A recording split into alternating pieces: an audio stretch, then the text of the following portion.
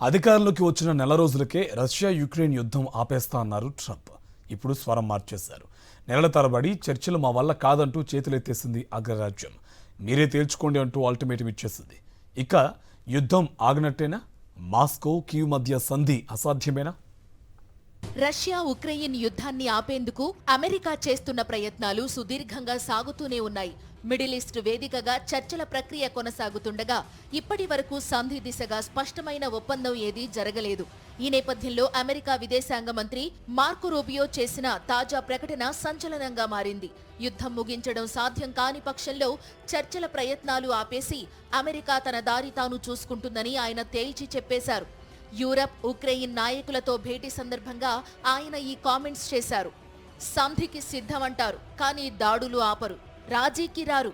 తొలి నుంచి చర్చల ప్రక్రియలో రష్యా, ఉక్రెయిన్ అనుసరిస్తున్న వైఖరి ఇది.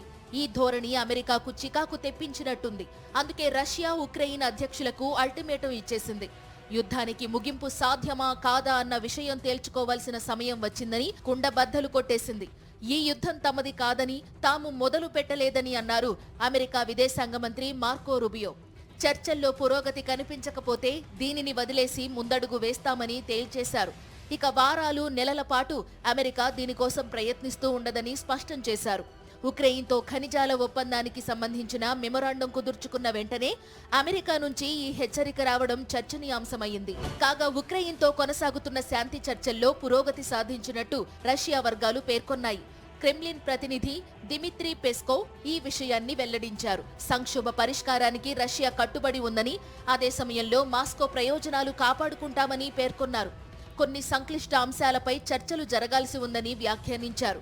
3 ఏళ్లకు పైగా రష్యా, ఉక్రెయిన్ యుద్ధం కొనసాగుతుండగా దాదాపు 87 రోజులుగా చర్చల ప్రక్రియ సాగుతోంది. సంధి ప్రయత్నాలు జరుగుతున్నా కీవ్, మాస్కో మధ్య దాడులు కొనసాగుతూనే ఉన్నాయి.